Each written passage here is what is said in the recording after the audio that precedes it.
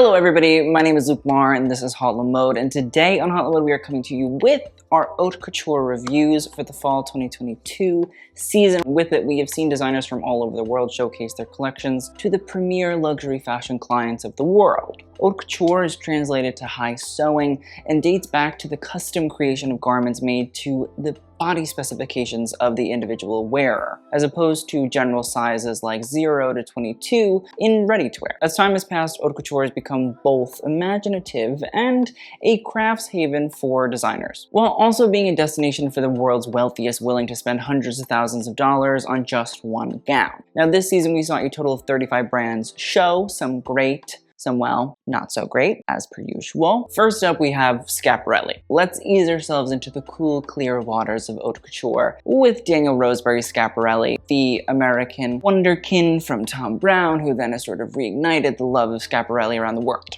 Now, this season, the collection was titled Born Again, and the collection sought to fight against the notion of fashion and how it's thought of as silly by the wider world, and that creating beautiful things for the sole purpose of creating beautiful things shouldn't be criticized. But intriguingly, considering all Roseberry said about over the top and beautiful things, whole purpose, it was a rather tame collection as far as Roseberry's Schiaparelli can go. But being ironic is also a rather Schiaparelli trait, now isn't it? The collection opened with a black cropped jacket in black velvet with a rather sharp shoulder, possibly a nod to Elsa Schiaparelli's use of the shoulder pad starting in the 1930s. And the grape embroidery done in black is a nod to Schiaparelli's own grape motifs found in the brand's archives. A black skirt was then placed over top of a champagne satin corset, which we could see due to the cut of the skirt allowing the front and the back of the corset and its boning to be exposed. While the look was a demure way of starting the collection, it did capture the history of Schiaparelli in a manner that felt like at least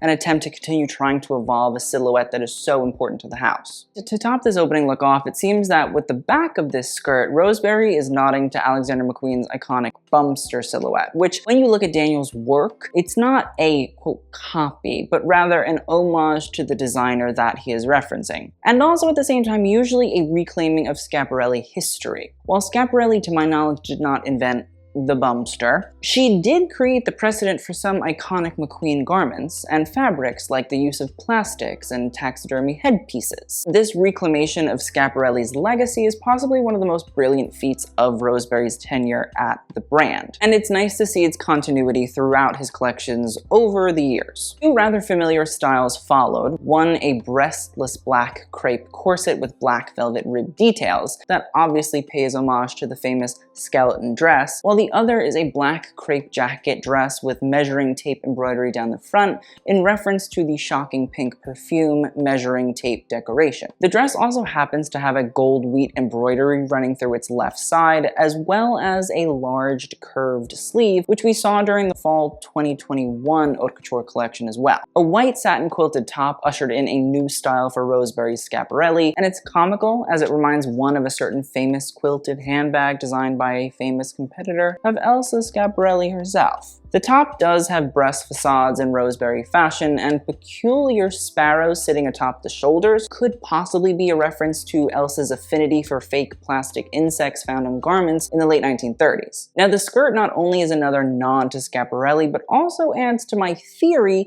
that this look might be poking fun at Coco Chanel and her rivalry with Schiaparelli. The skirt has a gold chain that runs from the center over to the left side, which, like quilting, is a staple of certain Chanel bags. And to cover my bases, there are images of Schiaparelli jackets embedded with winding gold chains, apparently due to the lack of buttons during World War II. So even if Roseberry isn't referencing Chanel knowingly, he's still tapping Elsa's designs for inspiration. The next look is another rather brilliant nod to Elsa's industry-defining designs. The low-cut black velvet skirt with white lace detailing is fine, but the white molded bustier is where we really can see Roseberry's ode to Elsa. Molded bustiers have become in vogue recently, but most emanate from Elsa's own moldings for her shocking pink perfume bottles. And a gorgeous photograph of Elsa by surrealist photographer Man Ray from 1933 only further confirms that inspiration. The grape motif we saw from the first look makes its way back, but instead of being in garment form, they're in a gold chandelier earring,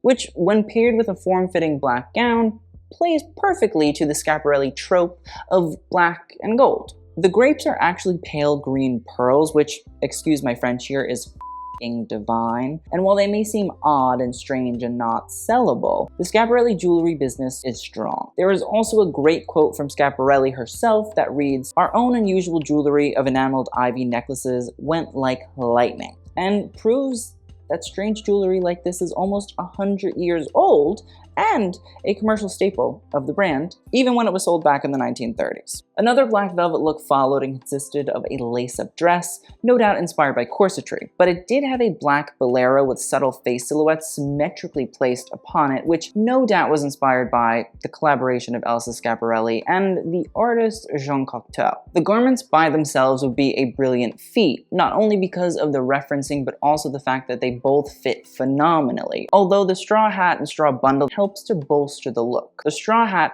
it's fantastic, it's large, over the top, and a much wilder version of the straw hats that Schiaparelli made during her career in the 20th century. There is one straw hat from 1936 in the V&A's archive that has a pair of red nail-painted gloves sitting atop it, but it seems that Rosebery went a bit more wheat fields in the south of France with this look. Maybe in reference to the wheat embroidery we saw earlier on the jacket. Who knows? Two black strapless velvet dresses then emerged and created a feeling of the 1980s drama and flair through their large satin skirts, which is most definitely a Rosebery pivot to the grandeur of the decade. The first utilizes that pale green satin, which is so stunning to the eye, especially against the black velvet, to wrap itself around the pelvis and engulf the wearer from the hips down. The cocktail version has a black draped satin skirt with a flower-like drape on the left side, which truly captures that 1980s frou-frou feeling as well. With Rosebery's desire in this collection to make beautiful things just for the reason of having beautiful things, tapping into the 1980s opulence and greed that's associated with the decade is actually really smart, as it shows that beauty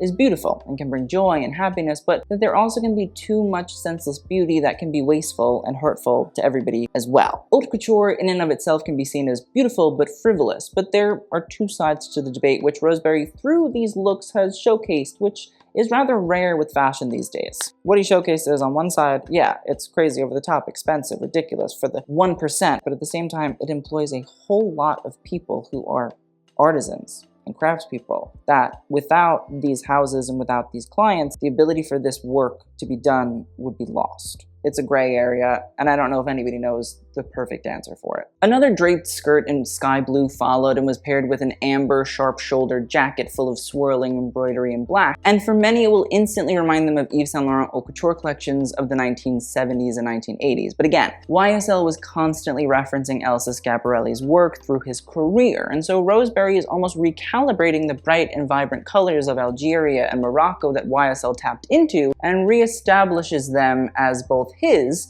through the floating draping on the skirt, and Elsa Schiaparelli's by adding her original pansy embroidery to the jacket. Yeah, he's done that. This look is yet another great example of Daniel Rosebery's dedication to showcasing how Elsa Schiaparelli's fashion family tree has some of the deepest, fattest, thickest, strongest, water-gulping roots in fashion. A blue velvet coat is stunning on its own and continues the use of one of Schiaparelli's most beloved fabrics, but the applique of very lifelike faux flowers gives the look a whole new presence. There are blue velvet embroidery looks from Schiaparelli, but the ones that I could locate were very 2D, whereas Rosebery has once again lifted the motifs from being flat to having true texture and life. Here, hydrangeas and parrot tulips and orchids all sprout from the jacket in a somewhat patchy manner. And if the flowers on this look had been integrated as the flowers on two other velvet looks were, it would have been much smoother looking. I'll just say that. A blue velvet dress with a plunging neckline corset was also rather a letdown, as the structure and stiffness of the corset is rather jarring against the way that the skirt crinkles as the model moves. While I'm sure the heart pendant choker is meant to be somewhat of a focus drawing aspect here, it's very much so overshadowed by the bright blue color and just gunks up the chest area even further. This was actually one of the few looks that was rather questionable throughout the whole collection. There wasn't a lot of it, but it happens. The finale look was the perfect way to punctuate the end of this collection, though. It had a real heart, some may even say. Essentially, it's a satin asymmetrical corset that is paired with a floor-length red velvet skirt with a bit of a train. But once again, Rosebery's jewelry designs heightened the mood of the look. The necklace that covers the left breast is an anatomical heart and is placed strategically over the actual heart of the body.